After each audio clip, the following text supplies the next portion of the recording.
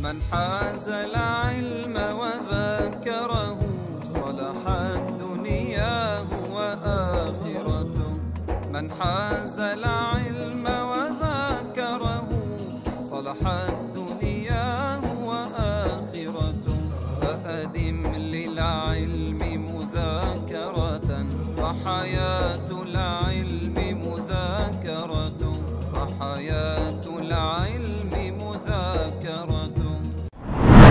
بسم الله الرحمن الرحيم. الحمد لله رب العالمين صلى الله وسلم على أشرف الأنبياء والمرسلين سيدنا ومولانا محمد وعلى آله وصحبه أجمعين.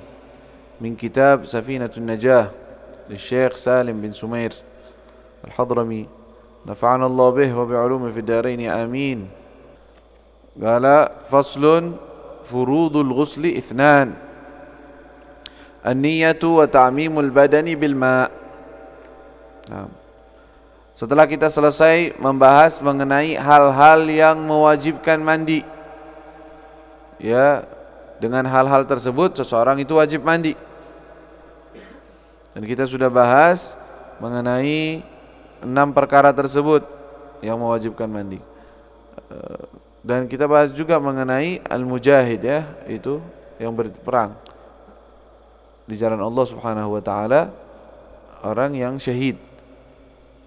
Yang belum kita bahas kalau nggak salah tuh, kalau seandainya ada orang yang atau bayi yang lahir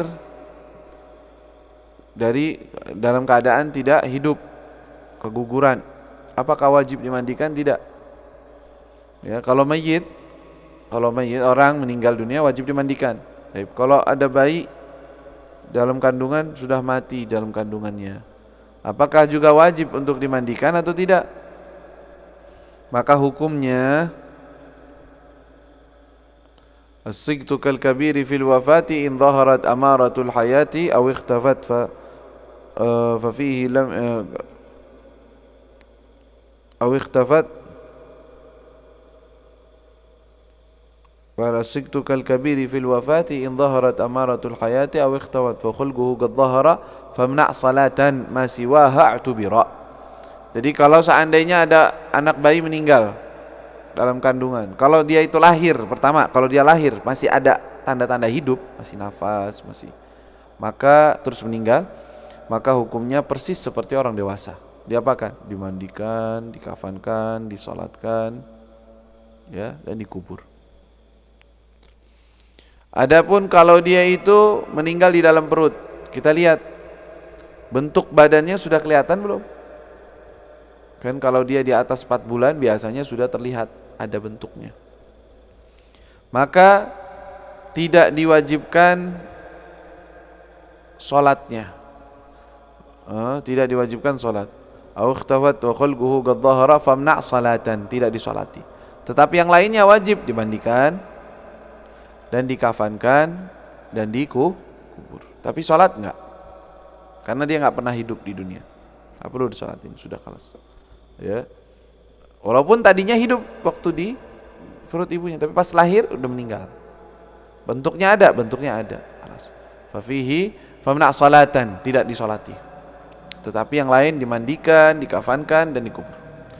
Kalau lahir dalam keadaan tidak ada bentuk rupanya, seperti segumpal darah atau segumpal daging, itu aja, tapi diketahui ini asli manusia, gimana dong? Maka tidak wajib apa-apa, tapi sunnah dikafankan dan sunnah dikubur, begitu. Dan sekarang kita membahas mengenai furudun ghusli, hal-hal yang wajib dilakukan ketika mandi.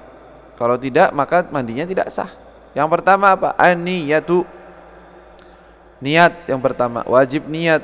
Maka ada orang mandi nggak pakai niat, nggak dianggap dia sudah mandi, ya, mandi janabah, mandi wajib, ngangkat rafa hadatsal akbar, dia nggak niat, dia masuk kamar mandi gebiar-gebir keluar, habis itu baru ingat, waduh tadi anak kan dalam keadaan hadas besar, anak belum niatnya cuma mandi aja biasa, cukup udah mandi udah capek, nggak boleh, harus diulang. Kenapa? Karena harus niatnya itu waktu amalnya. Masa sudah amal baru niat? Jadi dia mulainya kapan niatnya? Ya di awal. Ente mau mulainya dari mana? Kalau di dalam mandi itu nggak ada ada wajib memulai dari tangan atau dari wajah atau dari kepala, nggak ada. Karena semua badannya adalah anggota tubuh yang wajib dibasuh. Dan tidak ada urut di dalam mandi. Beda dengan wudu. Kalau wudu semua wajib dibasuh, tapi ada urutannya. Maka dia niatnya waktu kapan? Waktu pertama kali basuh wajah. Tapi kalau mandi kapan aja. Kaki duluan bisa, ya. Nawaitu rafa'al hadats akbar tapi basuh kakinya. Kelas. Yang kaki sudah keangkat hadas besarnya, tinggal yang lainnya. Terusin, lanjutin. Begitu. Ya. Tetapi afdalnya nanti kita akan beritahukan tentang cara yang paling afdalnya. Maka niat mandi itu bisa dengan cara apa? Ya, bisa dengan dia mengungkapkan di dalam dirinya nawaitu raf'al janabah. Kalau seandainya dia junub, saya niat mandi untuk junub. Kalau dia hadas haid, bisa aja dibilang nawaitu al-ghusl atau nawaitu raf'al hadatsil al-haid. Saya niat mengangkat hadas haid atau mengangkat hadas nifas. Tapi yang paling bagus untuk semuanya, daripada repot-repot nyebutin nifas, nyebutin junub, nyebutin, mendingan dia ngambil yang singkat. Salah satunya nawaitu ghuslul wajib. Halas kullu. Mau dia itu junub, mau dia haid, kalau ghuslul wajib. Atau nawaitu fardul ghusl. Bisa juga, ghusl wajib, fardul ghusl sama aja. Al-ghuslul fard bisa juga. Atau nawaitu raf'al hadatsil akbar, mengangkat hadas besar. Apa aja udah, junub masuk, nifas masuk semuanya. Tapi kalau cuma niat mandi saja, nawaitul ghusl faqat. Lain dengan wudu. Kalau wudu masih bisa. Nawaitul wudu bisa. Tapi kalau nawaitul ghusl, saya niat mandi, enggak cukup. Harus mandi wajib atau mandi fardu atau rafa' hadas akbar, mengangkat hadas yang besar. La ilaha illallah, la ilaha illallah. Naam, hakadha niyatun nahwu istibahan. Nanti ada pengecualian, yaitu orang yang dalam keadaan salisil baul atau daimul hadas. Apa itu salisil baul? Orang yang selalu batal wudunya dengan keadaan tertentu, yaitu dia sakit, netes terus, tidak terkontrol kencingnya misalnya. Atau perempuan tidak terkontrol, ada darah selalu yang keluar dari bagian pemaluannya. Nah ini gimana? Ini kan membatalkan wudu terus. Udah dicebok, udah dibersihin, sebentar netes lagi. Gimana itu orang? Mandi enggak? Ya. Kalau dia itu hadas besar, salisil mani misalnya, saja seandainya begitu, maka dia niatnya istibahah, niatnya hanya untuk membolehkan sholat. Wa tafsil hadza ba'din fi kitab-kitab yang lebih. Tam. Taib. Yang kedua, niat kita tahu ya, niat caranya seperti tadi sebutkan. Yang paling afdal nawaitu raf'al hadatsil akbar.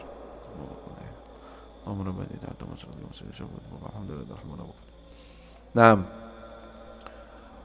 yang kedua adalah apa? Ta'mimul badani bil ma'. Ta'mim, menyuluruhi badan tubuh kita bil ma', dengan air.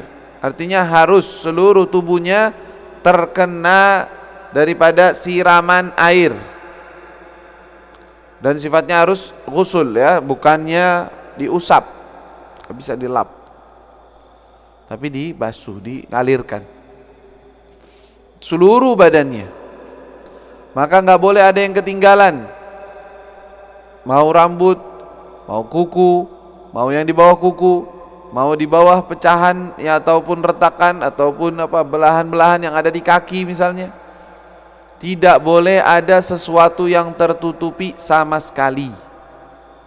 Tidak boleh. Nanti juga ada syaratnya di dalam syarat mandi. Alhasil harus seluruh tubuhnya terkena. Mau dia itu jenggot lebat, tidak lebat, sama semua hukum. Harus seluruhnya kena air. Kalau tidak, maka dia tidak dianggap mandi. Seperti yang pernah kita bahas, kalau ada orang mau mengerjakan mandi sunnah misalnya. Kan ada beberapa waktu sunnah. Seperti apa? Orang yang mandi untuk hadir Jumat. Tapi mandi setengah badan, kepalanya nggak keramas, males keramas. Dapat nggak sunnah mandi? Nggak dapat. Kenapa? Karena syaratnya mandi dua. Niat utamimul badan bil ma, harus seluruhnya. Kalau dia cuma separuh badan nggak dapat. Kalau yang fardu nggak dapat malah, ya nggak sah sholatnya nantinya. Kalau dia belum ada yang belum kena air daripada tubuhnya, maka seluruh badannya harus terkena air. Walaupun yang rambutnya diikal atau dikepang atau apa tuh, ya, harus kena semuanya.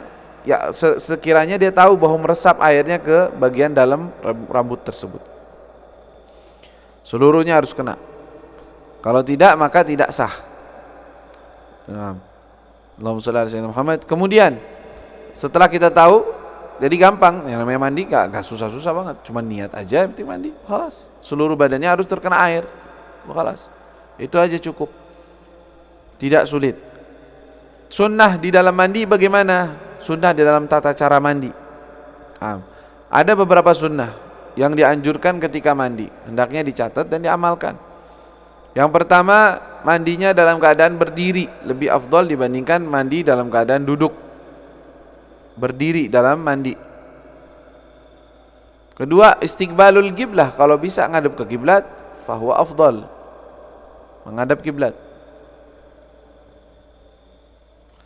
Kemudian melakukan wudu sebelum dia mandi, melakukan wudu dulu dengan mengucap basmalah, ya juga diawali dengan basmalah. Kalau di tempat yang tidak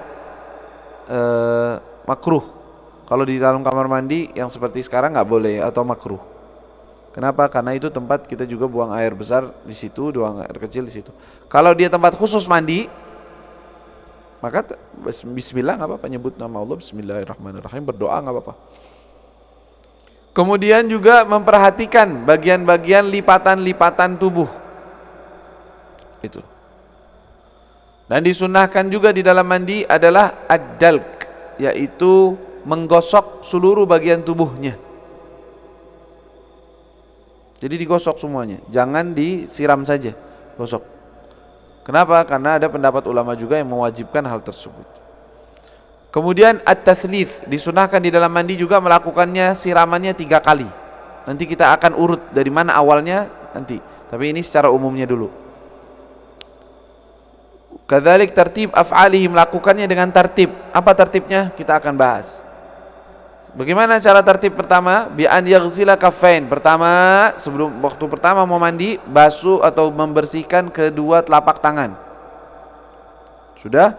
Kemudian membasuh bagian kemaluannya, kubul dan duburnya.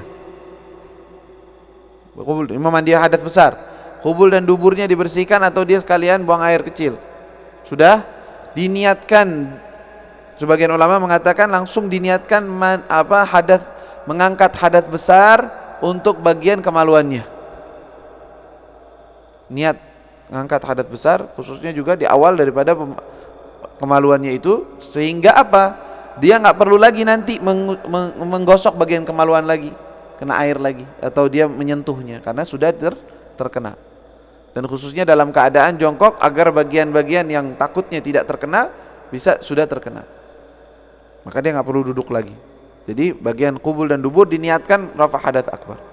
Setelah itu barulah dia itu wudu yang sempurna seperti wudu yang sudah dipelajari, yaitu apa? Cuci tangan lagi, ulang lagi cuci tangan lagi ya.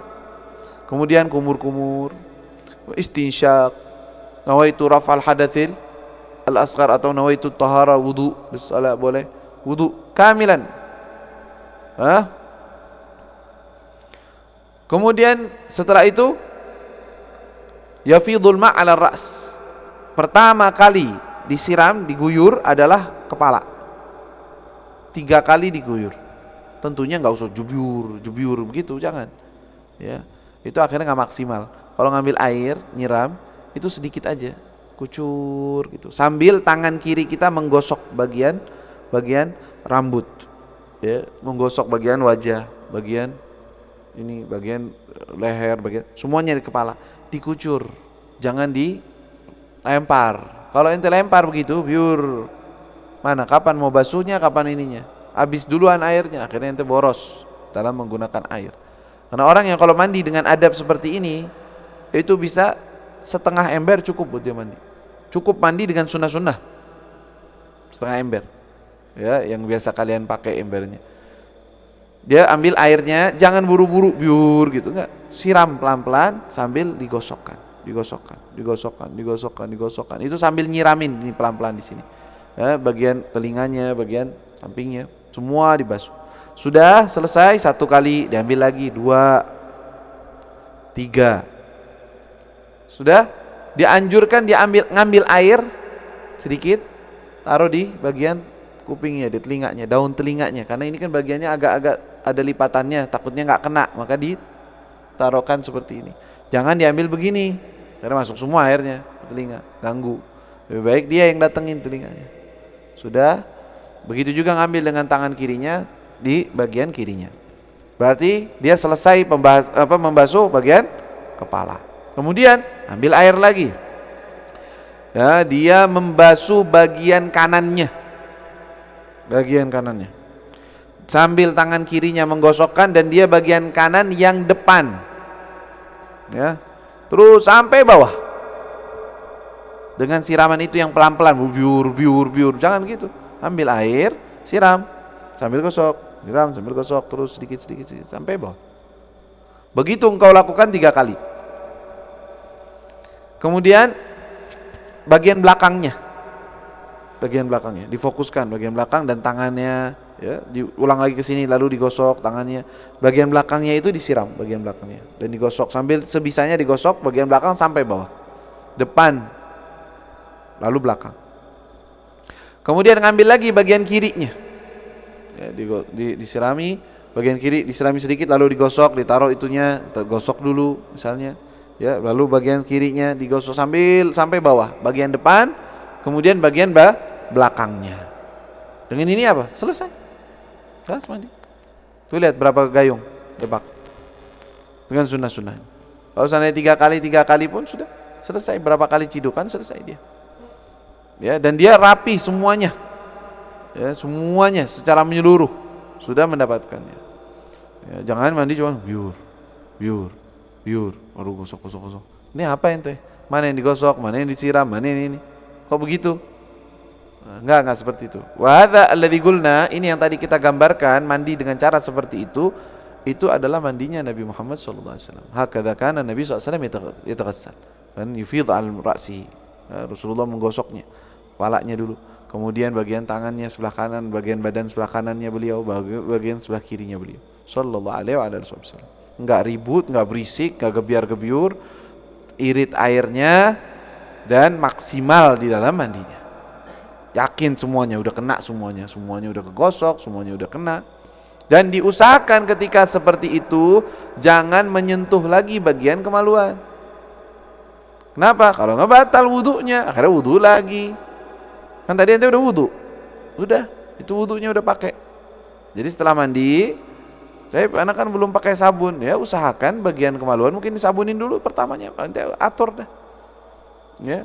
Atau waktu pakai sabun, bagian situ, bagian yang dikhawatirkan membatalkan wudu jangan dipegang, hanya disiram aja pakai air. Wahakadha.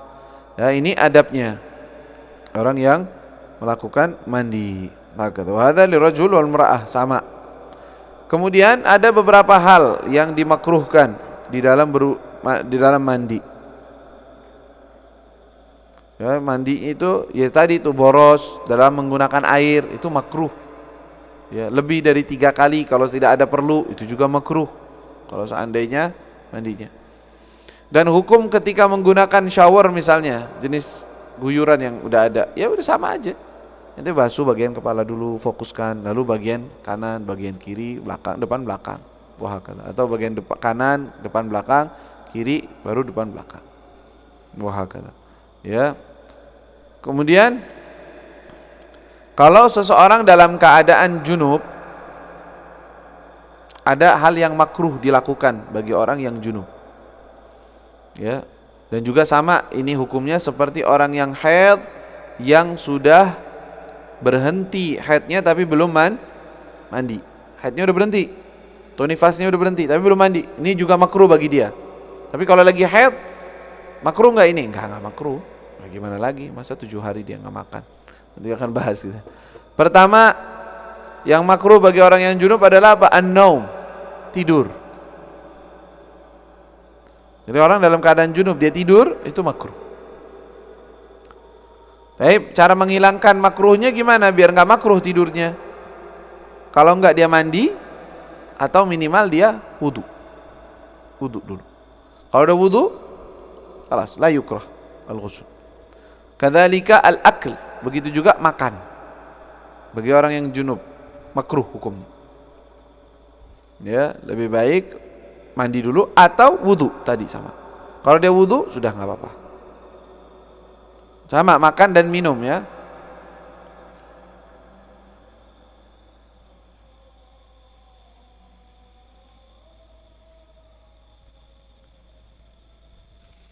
Begitu juga dimakruhkan al-jima', yaitu berhubungan badan dalam keadaan junub dianya. Sebelum dia mandi juga, sebelum dia wudu juga sama. Seperti itu.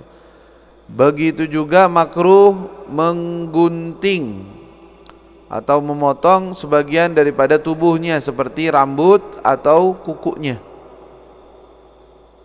dalam keadaan junub. Yukrah. Ya, jangan, nanti mandi dulu baru gunting atau rambutnya atau kukunya gitu. Hendaknya jangan dipotong dulu kecuali dia sudah suci. Nah, hakadha wallahu taala a'lam. Cukup dulu sampai situ. Nanti kita bahas tentang syurutul wudu.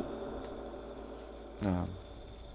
ربنا انفعنا بما علمتنا رب علمنا الذي ينفعنا رب فقنا فقهنا وقرابة لنا في ديننا معاني القطع ينفع وذكر رب وفقنا وفقهم بما ترتضي قولا وفعلا كرما وارزق الكل حلالا دائما وأخلا أتقياء علما نحظى بالخير ونكفى كل شر ربنا واصلح لنا كل شؤون وأقر برضا منك العيون واقض عنا ربنا كل الديون قبل أن تأتينا رسل المنون واغفر واستر أنت أكرم من ستر وصلاة الله تغشى المصطفى من إلى الحق دعانا والوفاء بكتاب فيه للناس شفاء وعلى الآل الكرام شرفاء وعلى الصاب المصابيح الغرار اللهم اهدنا بهداك واجعلنا ممن يسارع في رضاك ولا تولنا وليا سواك ولا تجعلنا ممن خالف أمرك وعصاك وحسبنا الله ونعم الوكيل ولا حول ولا قوة إلا بالله العلي العظيم وصلى الله على سيدنا محمد وآله وصحبه وسلم